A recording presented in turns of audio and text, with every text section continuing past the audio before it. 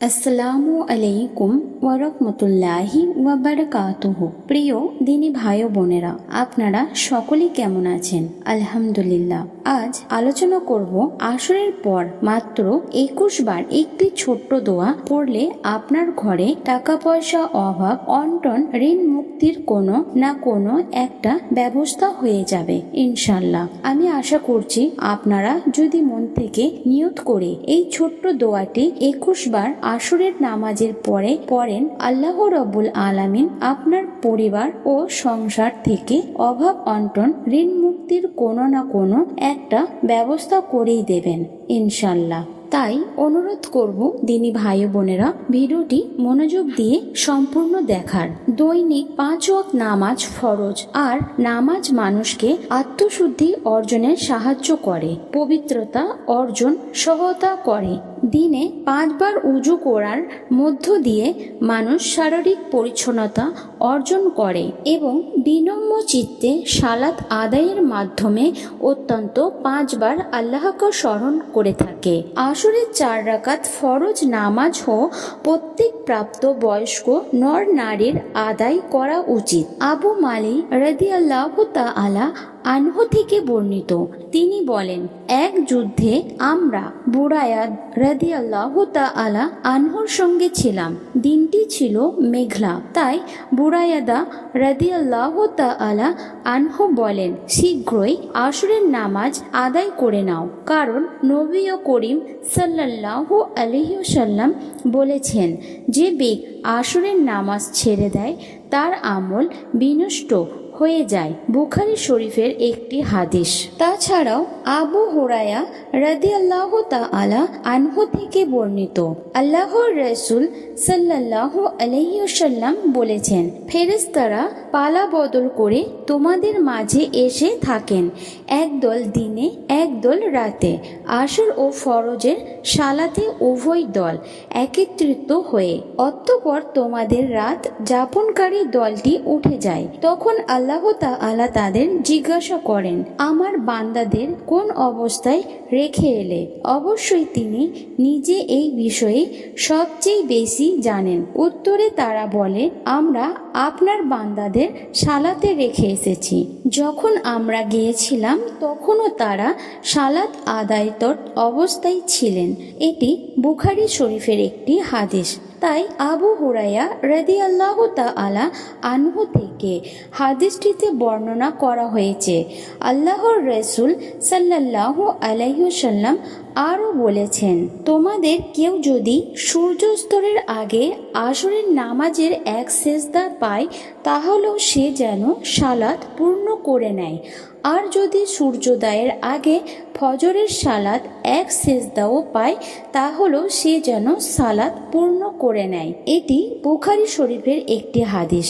তাহলে আমাদের এই সালাতটির গুরুত্ব দিতে হবে দিনী ভাই ও বোনেরা, এবং আপনি যদি এই 2 ওয়াক্তের নামাজ ভালোভাবে আদায় করতে পারেন, সময় মতো আদায় করতে পারেন, আল্লাহ রাব্বুল আলামিনের কাছে ফেরেশতারা নামাজ আদায়রত অবস্থায় ছিলেন সেটি সাক্ষ্য দেবেন। আর তাছাড়া আসরের সালাতের আগে 4 রাকাত সুন্নত রয়েছে, এটিকে গায়ের মুক্কদা বলা হয়, তাই আদায় করা উত্তম। আল্লাহর রাসূল সাল্লাল্লাহু আলাইহি ওয়াসাল্লাম নিজেও সালাত আদায় করেছেন। দিনী ভাই ও বোনেরা, আলী ইবনে আবু তালিব রাদিয়াল্লাহু তাআলা আনহু থেকে বর্ণিত, তিনি বলেন, আল্লাহর রাসূল সাল্লাল্লাহু আলাইহি ওয়াসাল্লাম আসরের ফরজ নামাজ যে আগে 4 রাকাত সুন্নত পড়তেন। তিরমিজি ইবনে মাহজার একটি হাদিস।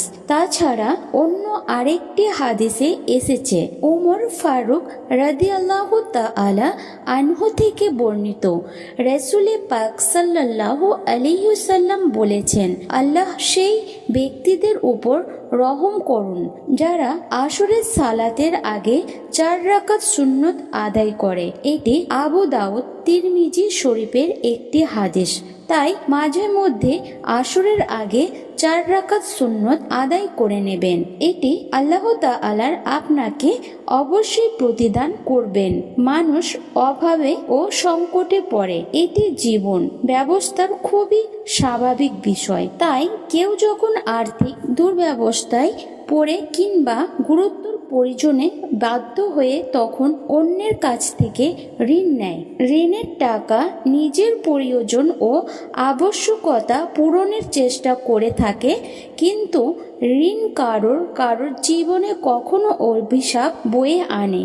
দিনী ভাই বোনেরা, কেমন ঋণদাতাকে যেমন ঋণ আদায় করতে না পারার হতাশায় সারাক্ষণ ভুগতে হয়, তেমনি ঋণ গ্রহীতাকেও ঋণদাতার বাক্য বানানে নাজেহাল হতে হয়। কখনো কখনো অসম্মানজনক আচরণের শিকারও হতে হয়। তাই ঋণ গ্রহীতা সব সময় কামনা করেন আল্লাহ তাআলা যেন খুবই দ্রুতই তার ঋণ পরিশোধের কোনো না কোনো একটা ব্যবস্থা করে দেন, তাকে সক্ষম করে দেন, আর এই ঋণের অভিশাপ থেকে যেন সে মুক্তি হতেই পারেন। তাই দ্রুত ঋণ আদায় করতে বা ঋণ মুক্তি হতে সক্ষম হওয়ার জন্য আল্লাহর রাসূল সাল্লাল্লাহু আলাইহি ওয়াসাল্লাম কিছু দোয়া আমল শিক্ষা দিয়েছেন। হাদিসে বর্ণিত আছে, তিনি ঋণ থেকে বাঁচার জন্য আল্লাহ তাআলার কাছে সর্বাধিক আশ্রয় প্রার্থনা করতেন। সেই দোয়াগুলো বা ঋণ মুক্তির দোয়া, অভাব অনটন থেকে বাঁচার দোয়াগুলো আমি আপনাদেরকে শিখিয়ে দিচ্ছি। অত্যন্ত এই ছোট্ট দোয়াটি পাঠ করবেন 21 বার।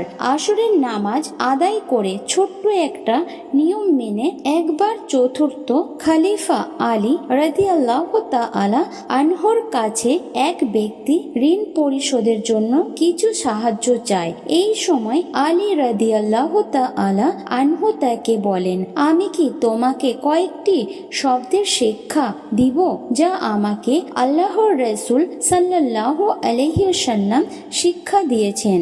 যদি তুমি এটা পাঠ করো তাহলে আল্লাহ হয় তোমার ঋণ মুক্তির ব্যাপারে দায়িত্ব নেবেন, যদি তোমার ঋণ পর্বত সমানও হয়। এরপর আলী রাদিয়াল্লাহু তাআলা আনহু ওই ব্যক্তিকে নিম্নোক্ত এই দোয়াটি পড়তে বলেছিলেন। এটি তিরমিজি মুসনাদ আহমেদের একটি হাদিস। আমি স্ক্রিনে দোয়াটি দেখিয়ে দিচ্ছি। 21 বার পড়তে হবে। আল্লাহুম্মা ফিনি বিহালালিকা আন হারামিকা ওয়া আগনিনি বিফাদলিকা আম্মান শিয়ক। এভাবে দেখে দেখে হলো 21 বার পড়তে হবে। চাইলে দোয়াটি সংগ্রহ করে নিন। আমি আপনাদের কাছে অনুরোধ করব, আসরের থেকে শুরু করে মাগরিবের আগে পর্যন্ত এই দোয়াটি 21 বার মন থেকে নিয়ত করে ছোট্ট একটি নিয়ম মেনে পড়তে। আল্লাহুম্মা ফিনি বিহালালিকা আন হারামিকা ওয়া আগনিনি বিফাদলিকা আম্মান শিয়ক।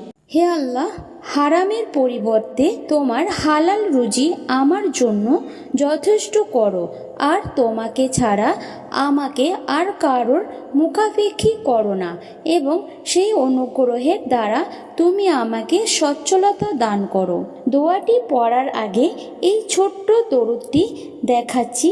আল্লাহুম্মা সাল্লি ওয়া সাল্লিম আলা নাবিয়ানা মুহাম্মদ। এই ছোট্ট দরুদটি 11 বার পড়ে নেবেন, কারণ দরুদ না পড়লে সেই দোয়া আল্লাহ তাআলার কাছে পৌঁছায় না। তাই আমরা দরুদ পড়ে নিয়ে আল্লাহুম্মা ফিনি বিহালালিকা আন হারামিকা ওয়া আগনিনি বিফাদলিকা আম্মান শিয়ক। এটি অত্যন্ত 21 বার পাঠ করব।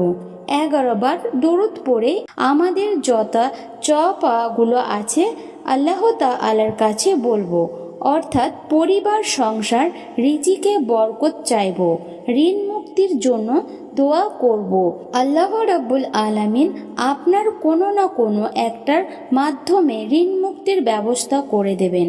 প্রতিদিন বেশি বেশি করে দুরুদ ও ইস্তেগফার আমল করবেন। আল্লাহ তাআলার কাছে বেশি বেশি ঋণ মুক্তির জন্য সাহায্য চাইবেন। আল্লাহ রাব্বুল আলামিন কোনো না কোনো একটা ব্যবস্থা করে দেবেন, যা আপনার চিন্তার বাইরে থেকে। দিনী ভাই বোনেরা, তাই অনুরোধ করব, ভিডিওটি নিয়ত করে আমল করুন। আমরা দোয়া করি আল্লাহ রব্বুল আলামিন যেন খুবই দুর্দয়া আপনাদের এই আমলের ওসিলায়, আপনাদের নিয়তের ওসিলায় আপনাদের পরিবার সংসার থেকে সমস্ত প্রকার অভাব অনটন দূর করে দেন, ঋণ মুক্তির কোনো না কোনো একটা ব্যবস্থা করিয়ে দেন। আমিন।